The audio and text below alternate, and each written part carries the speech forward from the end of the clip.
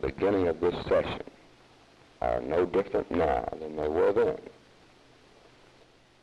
We could cut back, as we said in January, on the highway program as an example, which would be to fit the program into our budget, which is what they're attempting to do in that conference committee now. The other alternative is to write a turnpike program, which I mentioned in January, which would help. I mean, that is a part of a road program. The other is a bond issue, which we mentioned in January. The other is better utilization of the current revenues that we have, which we proposed through the County Commission of Transport. Now, I don't know of any other proposals other than the other one that we mentioned in January, which was a tax increase. And since the possibilities of better utilization of funds are still there, I can't justify in my mind a tax increase.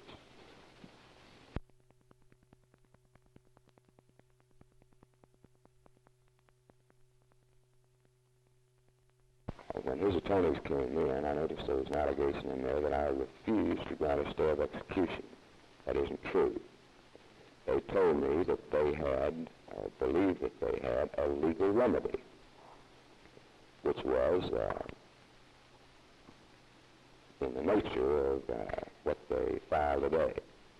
In other words, that they thought that that statute passed in 51 dealing with a legal gas chamber prohibited his execution by electrocution. So, and then they said also that they wanted me to grant, because of that, and because of pending legislation up there, a stay of execution. And I said, well, I thought that as long as they believed, as they said they did, that they had a legal remedy, that they should pursue that legal remedy in the courts. And I said, if the court doesn't give you a stay of execution in order to exhaust that legal remedy, I will.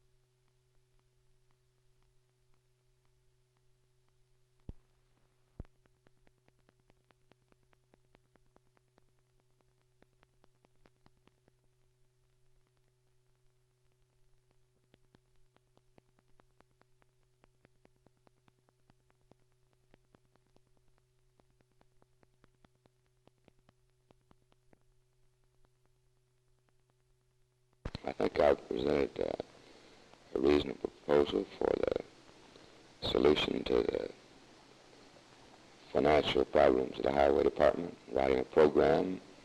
I think I submitted it, and just because it's rejected by the legislature doesn't mean that I should abandon the idea.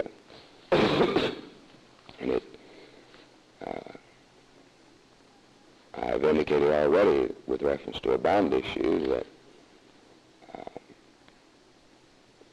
if there is any reasonable amount of support or reasonable possibility of passage of a bond issue, that I would do what I could to pass it.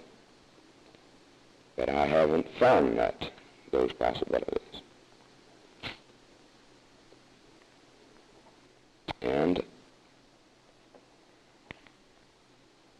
I can't write myself laws.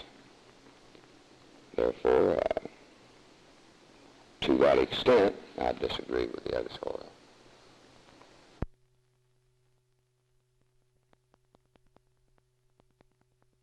At the beginning of this session are no different now than they were then.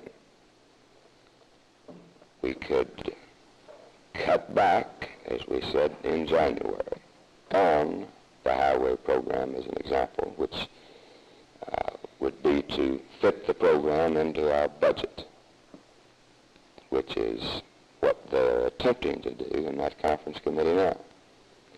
The other alternative is to write a turnpike program, which I mentioned in January, which would help. I mean, that is a part of a road program. The other is a bond issue, which we mentioned in January. The other is better utilization of the current revenues that we have, which we proposed through the county commissioner transfer. Now, I don't know of any other proposals other than the other one that we mentioned in January, which was the tax increase.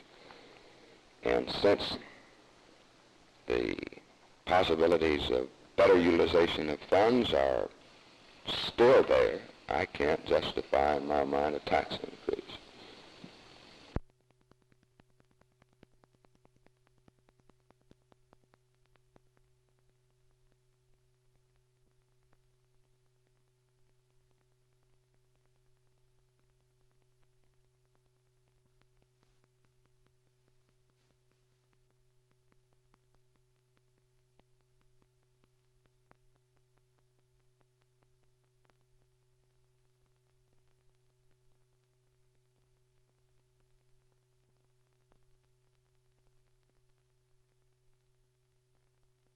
I have always resolved the doubt in the favor of the chief executive of the state. History will reveal that. You could follow back for almost 40 years.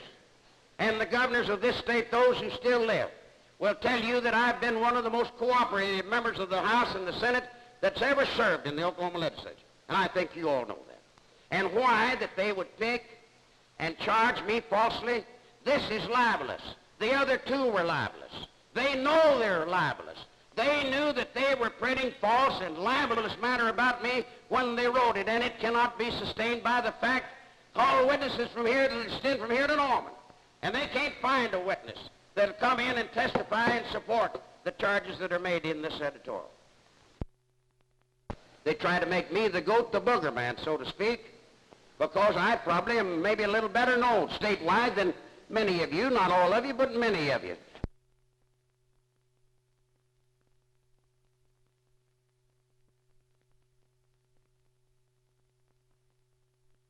They have spent 20 years, to my knowledge, gentlemen, belittling the members of this House of Representatives. They have made the job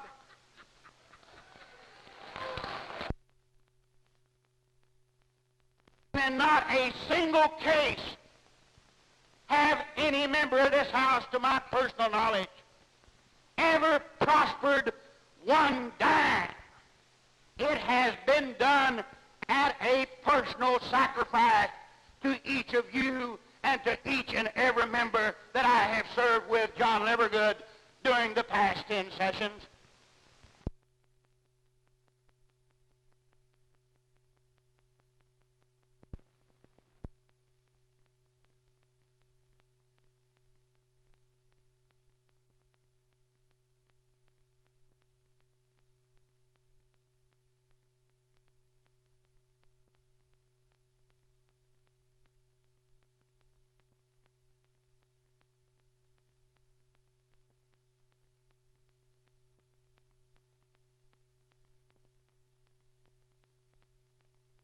But when the people of this state voted, they said, we are through with prohibition. We want no more of it.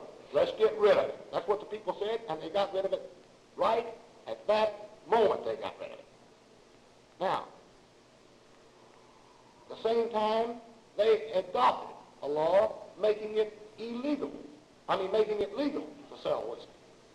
Under that law, the legislature couldn't pass a statute prohibiting the sale of whiskey, as the old constitutional amendment was. They might say that you can't sell whiskey within 300 feet of a school or something like that, but they couldn't say in Cimarron County you can't sell whiskey, or you can't sell whiskey in the town of Atoka.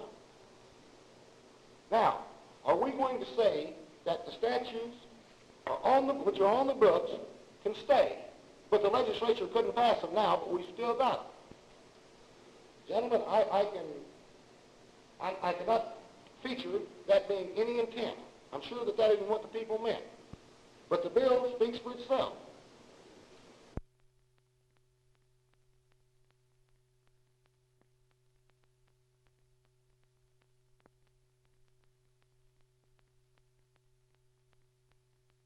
Every case that I have been able to find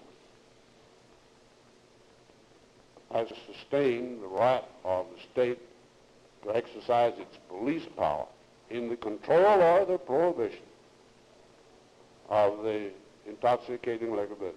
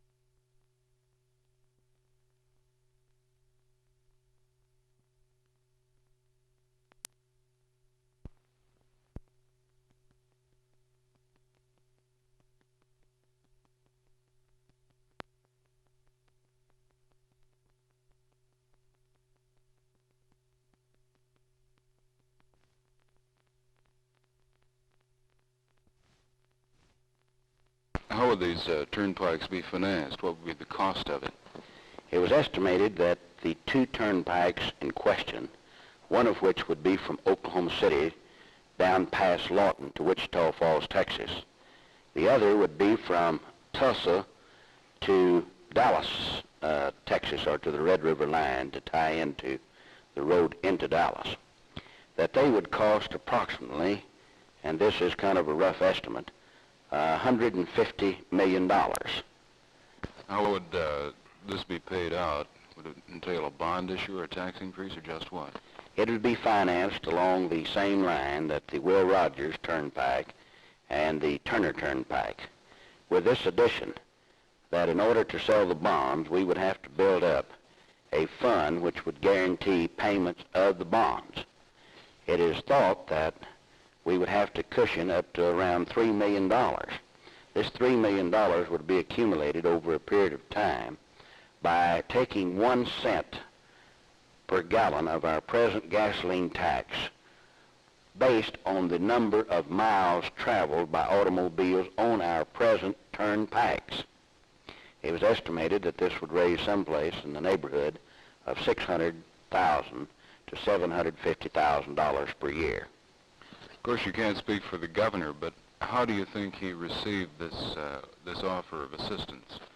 Well, I think that he was very pleased to see this particular group of representatives offer him their support in trying to finally finalize some road program here in Oklahoma.